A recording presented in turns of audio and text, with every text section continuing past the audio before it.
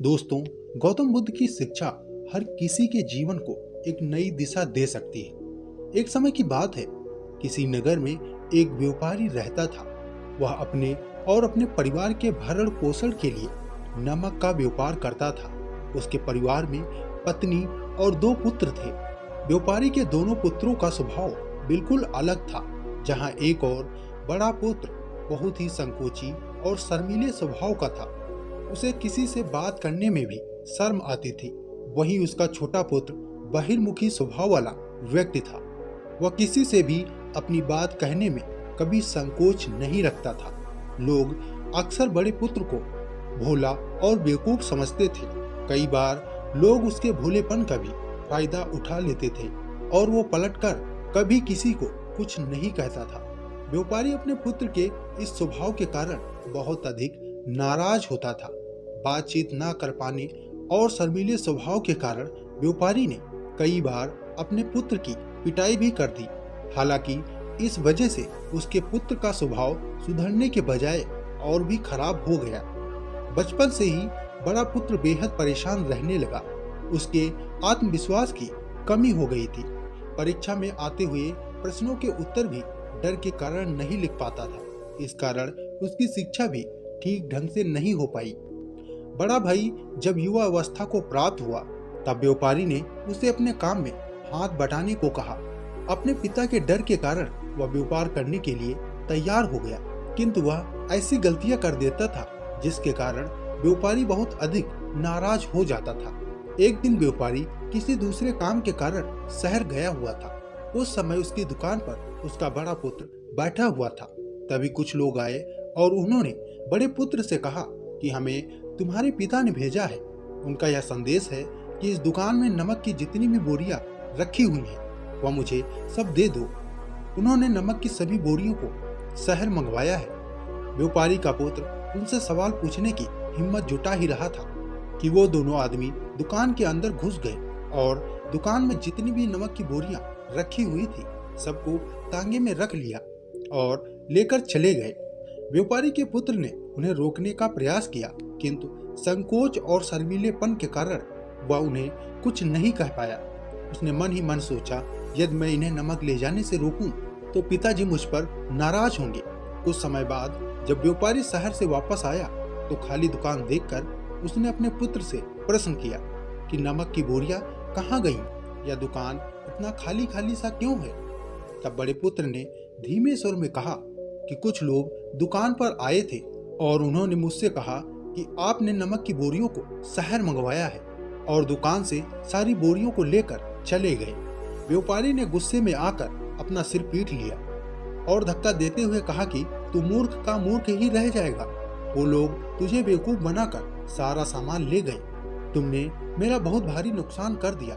यहाँ से दूर भाग जाओ और कभी भी घर वापस मत आना। यदि तुम वापस आए तो मैं तुम्हें पीट पीट कर सीधा कर दूंगा।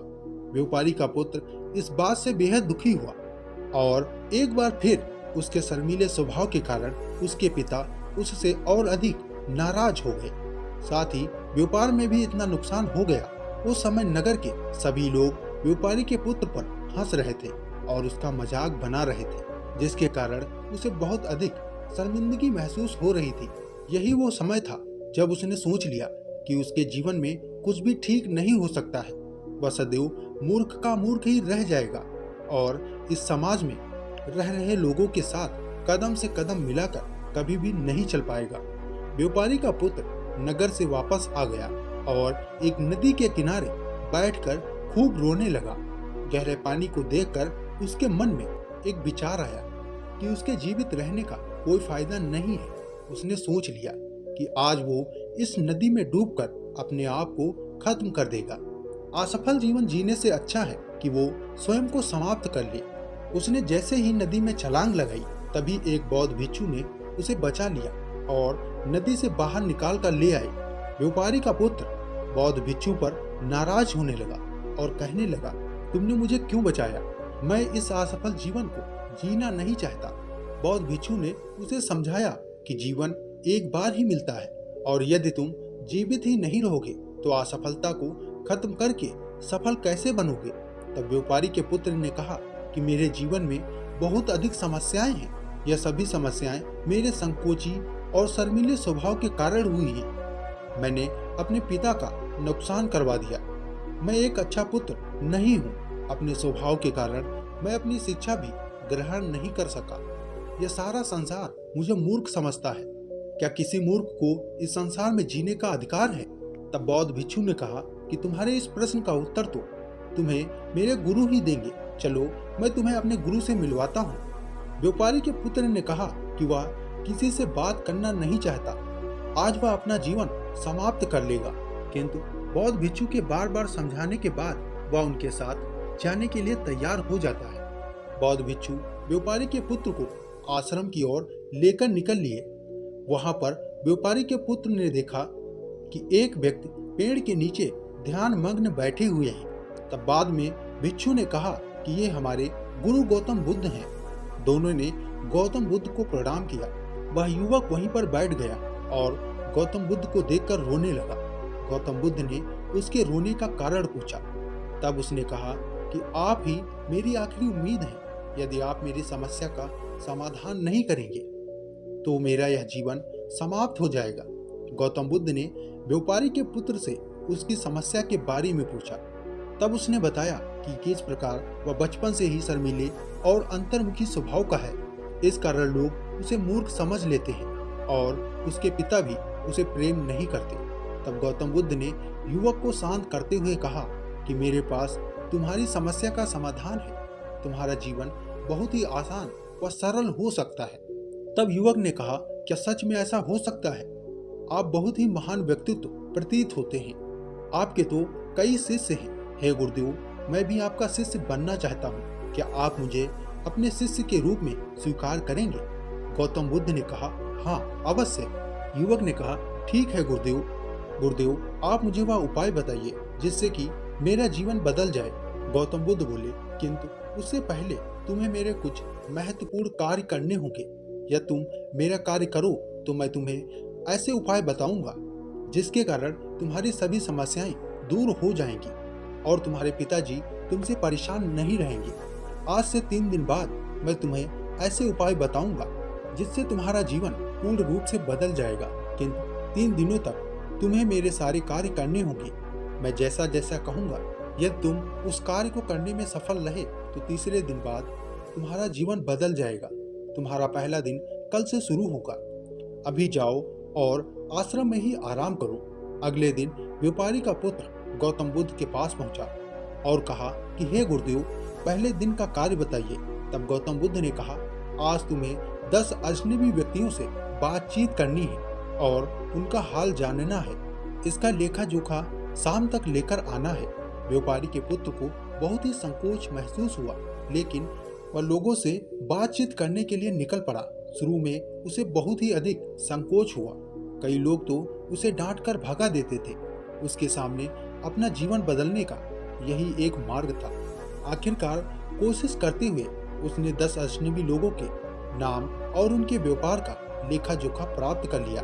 शाम को जब गौतम बुद्ध के पास वह पहुंचा तो प्रसन्नता के साथ उसने गौतम बुद्ध को बताया कि आज का कार्य उसने सही ढंग से पूरा कर लिया है और कुछ लोग तो उसके मित्र भी बन गए हैं। दूसरे दिन फिर वह युवक गौतम बुद्ध के पास पहुंचा। गौतम बुद्ध ने कहा कि आज का कार्य ये है, आश्रम में रह रहे 10 शिष्यों को संबोधित करते हुए उन्हें जल के उपयोग के बारे में पढ़ाओ। गौतम बुद्ध की ये बात सुनकर व्यापारी का पुत्र हक्का पक्का रह गया और उसने कहा कि आप मुझसे किस प्रकार का कार्य करवा रहे हैं? मैंने अपनी शिक्षा भी पूर्ण रूप से पूरी नहीं की है। मैं ये कार्य नहीं कर पाऊंगा। तब गौतम बुद्ध ने कहा, तब मैं भी तुम्हें उपाय नहीं बताऊंगा। व्यापारी के पुत्र ने प्रार्थना करते हुए कहा कि आप जानते हैं कि मेरी शिक्षा अधूरी है, फिर मैं किस प्रकार से बालकों को शिक्षा दे सकता हूँ? गौतम बुद्ध ने मुस्कुराते हुए कहा कि यहाँ सिर्फ मैं जानता हूँ कि तुम्हारी शिक्षा अधूरी है, वह बालक नहीं जानते। तुम रोज अपने जीवन में जल का प्रयोग करते हो। यही सब बातें जाकर उन बालकों को बतानी है। आखिरकार व्यापारी के पुत्र के पास कोई रास्ता नहीं बचा। हिम्मत जुटाकर वह उन बालकों के पास पहुंच गया। शुरू में उसके हाथ पैर कांप रहे थे, किंतु आखिरकार उसने जल की विशेषताओं के बारे में बताना प्रारंभ कर दिया। उसने जल की 5 विशेषताएं बताई और जल्दी ही वहां से भाग गया।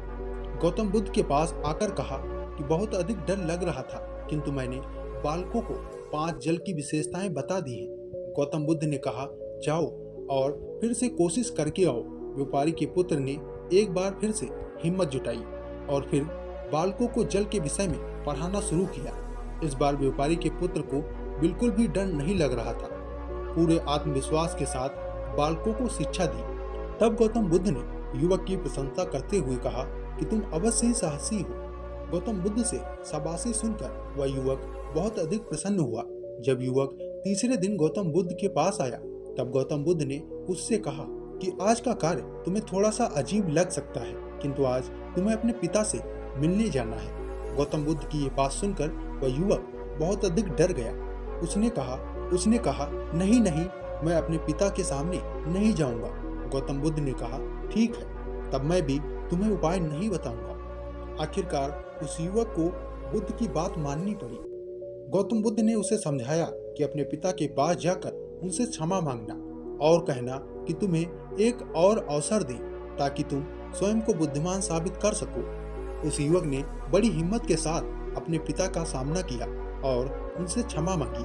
आखिरकार व्यापारी ने अपने पुत्र को क्षमा कर दिया और उसे दूसरा अवसर देने के लिए तैयार हो गए। व्यापारी का पुत्र गौतम बुद्ध के पास आया और उसने जब उपाय के बारे में जानना चाहा, तब गौतम बुद्ध ने कहा, तुमने स्वयं ही अपना उपाय खोज लिया है। तुम किसी से बात नहीं कर पाते थे, शर्मीले थे, सब कुछ तुम्हारे मन में बैठा हुआ डर था। हम कितने आत्मविश्वासी हैं, कितने शर्मीले हैं और हमारे अंदर कितना डर है, यह सिर्फ हमें पता होता है। दुनिया में किसी को नहीं पता होता। बाहरी दुनिया में हम खुद को जिस प्रकार दिखाते हैं, लोग उस प्रकार का हमें समझ लेते हैं। अगर तुम आत्मविश्वासी नहीं हो तो भी अनजान व्यक्तियों के सामने यदि आत्मविश्वासी होने का अभिनय करो तो किसी को पता ही नहीं चलेगा कि तुम कौन हो। युवक समझ चुका था कि गौतम बुद्ध उसे क्या बताना चाहते हैं। उसने गौतम बुद्ध को धन्यवाद किया और उनसे वादा किया कि वह जीवन में सफल होकर दिखाएगा। दोस्तों, अगर ये वीडियो आपको पसंद आई हो तो इसे लाइक जरूर करें और अपने दोस्तों को शेयर करें। साथ ही साथ चैनल को सब्सक्राइब करना ना भूलें। हम फिर मिलते हैं एक ऐसी ही वीडियो के साथ। तब तक के लिए आप अपना ख्याल रखें। धन्यवाद।